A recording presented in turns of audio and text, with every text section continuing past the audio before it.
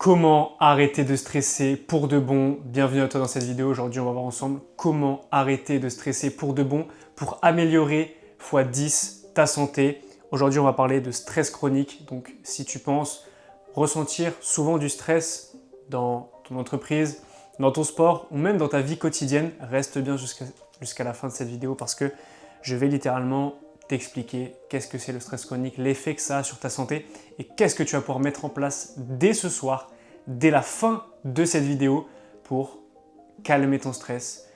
Je ne dis pas que tu vas plus en ressentir, mais je dis que ça n'aura plus du tout les mêmes effets sur toi et que tu vas ressentir beaucoup plus de paix, beaucoup plus de joie et de bonheur au quotidien dans ce que tu fais, que tu sois salarié, que tu sois entrepreneur ou même étudiant. Cette vidéo s'adresse à toi aujourd'hui parce que ça va avoir un grand effet sur la totalité de ta vie. Donc, j'ai pris directement quelques notes pour que ce soit plus simple pour moi de t'expliquer les points que j'ai envie de te détailler et pour que je puisse te donner un maximum de valeur. Donc, j'espère que tu es prêt. Toi aussi, de ton côté, prends des notes et on est parti sans plus tarder. Donc, pour commencer, j'aimerais te raconter que dans ma vie, j'ai souvent été stressé. Je stressais souvent pour un rien et aussi je me mettais souvent en colère. C'est ces deux choses qui faisaient un petit peu mon identité et qui faisaient que ça me valait beaucoup de problèmes. Par exemple, au football, j'étais souvent en colère et ça m'a valu parfois de me faire exclure du terrain, ça m'a valu de parfois être rejeté par certains coachs, certains coéquipiers. Et tu peux bien comprendre que ça a eu des effets donc sur ma vie. Aussi au collège, je me mettais souvent en colère ou je stressais beaucoup, que ce soit dans ma vie sociale, que ce soit aussi dans ma vie professionnelle. J'ai eu souvent du stress, même dans des entretiens d'embauche, même aussi quand j'ai commencé vraiment dans mon entreprise. Ça a vraiment eu des impacts énormes sur ma vie et c'est petit à petit que j'ai réussi à apprendre vraiment à gérer ce stress parce que ça n'a pas toujours été le cas. Et j'ai eu la chance incroyable de pouvoir apprendre à vraiment gérer ce stress avec différentes méthodes que je vais te donner jusqu'à la fin de cette vidéo. Et tu repartiras de cette vidéo avec des méthodes concrètes qui vont vraiment t'aider dans ta vie. Pour mieux comprendre un petit peu ce que c'est le stress, je me suis penché sur le sujet. Et il faut bien que tu comprennes que le stress, c'est très simple. C'est simplement ton corps qui va t'envoyer du stress pour que tu puisses survivre à une situation de danger, donc le combat ou la fuite. À la base, c'est ça, sauf que dans notre situation aujourd'hui et dans notre société, il y a beaucoup plus de sujets ou de situations qui peuvent nous amener à avoir du stress, mais c'est pas du tout une situation de survie. Je te prends un exemple, tu es en train de conduire ta voiture et tu es dans les embouteillages, eh bien tu vas avoir une frustration, tu vas avoir une colère, un stress, alors même qu'il n'y a pas du tout de danger de mort. Que tu es en retard un matin en te levant, que ce soit dans ton travail, tu vas ressentir un stress d'arriver en retard. Par exemple, si tu es entrepreneur, tu vas être en call de closing avec un prospect, tu vas ressentir du stress alors que tu vas jamais mourir dans un call de closing. Mais pourtant, tu ressens quand même ce stress. Quand tu es dans une situation de stress, ton corps va t'envoyer des émotions de survie. Donc ça peut être la peur, la colère, la honte, l'apathie ou encore l'anxiété. Et c'est des émotions qui ont pour but d'utiliser beaucoup d'énergie pour ta survie. La peur, ça va te permettre de fuir. La colère, ça va te permettre de combattre.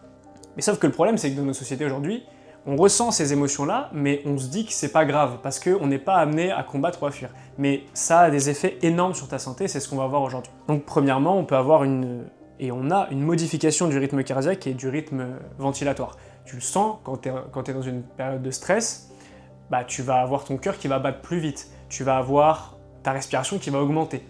Et ça, à première vue, tu peux te dire, ok, mais c'est pas très grave, juste mon cœur il bat plus vite et fondamentalement, ça n'a pas une grosse conséquence sur ma santé. Mais on va voir que si.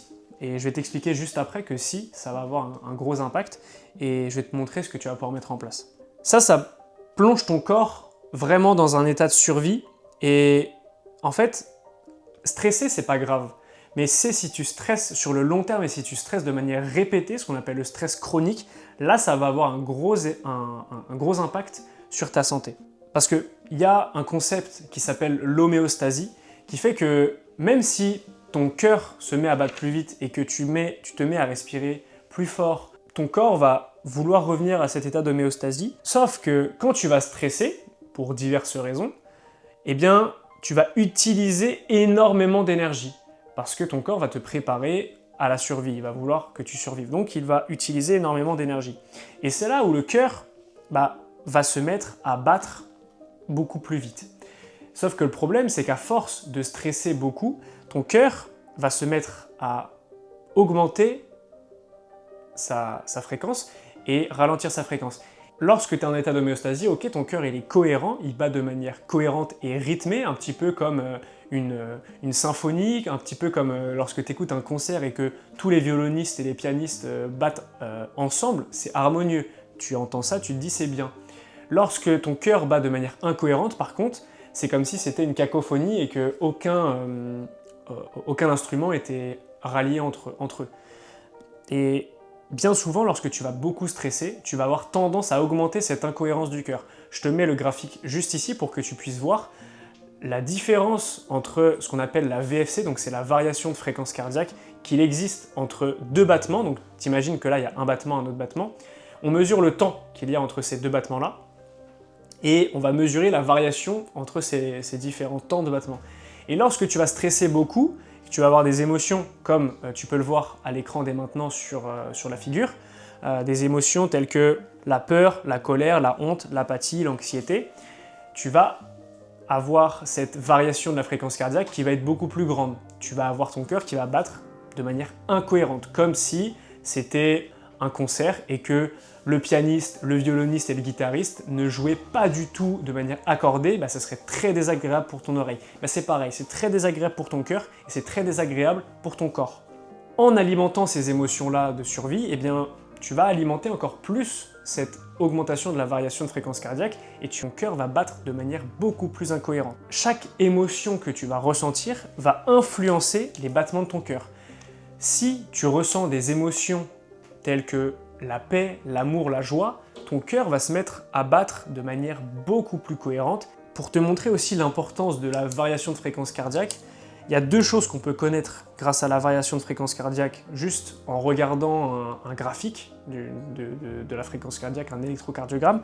On peut se rendre compte déjà de l'émotion que la personne ressent juste avec sa variation de fréquence cardiaque. Donc si la variation est très grande, on peut connaître qu'il ressent une émotion telle que la frustration, la colère ou l'anxiété. Or, s'il a une émotion qui est l'amour, la paix, la joie, il va avoir une cohérence vraiment entre ses battements cardiaques. Et c'est là où j'ai envie de t'introduire pour finir cette vidéo, la technique que j'ai mis en place depuis plusieurs mois maintenant, qui m'aide vraiment à me recentrer et à combattre mon stress chronique au quotidien.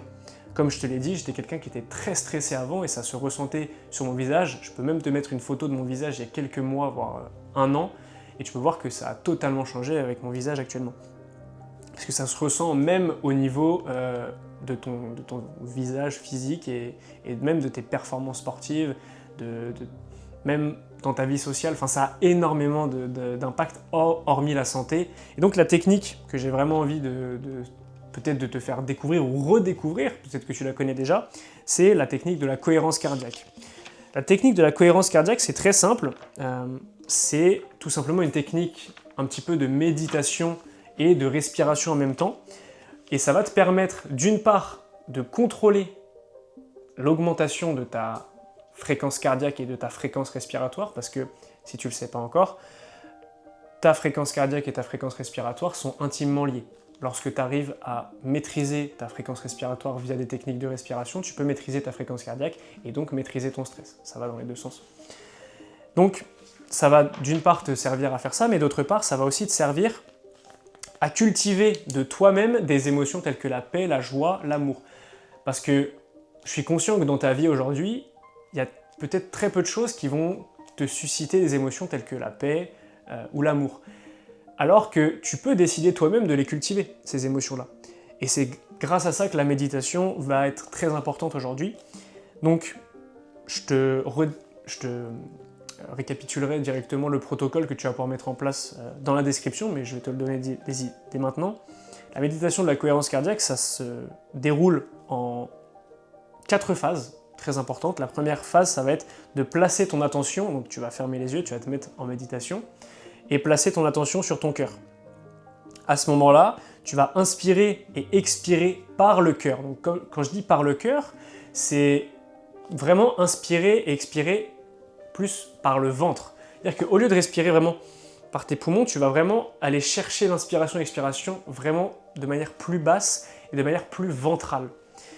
Et après que tu aies vraiment bien démarré ta méditation et que tu sens que tu es vraiment centré sur ton cœur et que tu respires bien par le ventre, tu vas vraiment éveiller des émotions qui sont élevées. Je te mets le tableau juste ici pour te montrer que chaque émotion est porteuse d'une énergie qui est porteuse d'une fréquence et ça va donc augmenter ton énergie puisque tu vas avoir une émotion qui va porter plus d'énergie et donc une fréquence plus haute. Je te mets le tableau juste ici. Et à ce moment-là, tu vas donc cultiver cette émotion par toi-même qui va donc faire que, comme on l'a vu juste avant, ça va pouvoir améliorer tes battements cardiaques et donc à long terme, ça va grandement améliorer ta santé, ça va grandement t'aider à gérer ton stress, à mieux gérer tes émotions et ça va avoir des effets énormes sur tous les aspects de ta santé, aussi bien physique que mental. Tu peux cultiver cette méditation et la pratiquer au départ pendant 10 minutes et augmenter chaque jour le temps que tu vas passer dans cette méditation jusqu'à arriver à 30-40 minutes de méditation, voire même plus, selon ton niveau. Voilà, j'espère que cette vidéo t'a plu. J'ai pu te détailler pas mal de points sur le stress chronique. Si cette vidéo te parle et que tu as vraiment envie de développer ta santé à la fois mentale et physique, tu peux prendre directement un appel avec moi dans la description. C'est un appel 100% gratuit dans lequel je vais pouvoir te donner un plan précis pour pouvoir améliorer ta santé à la fois physique et mentale. Et sur ce, je te souhaite une très bonne journée, une très bonne soirée. C'était Alex, gros bisous.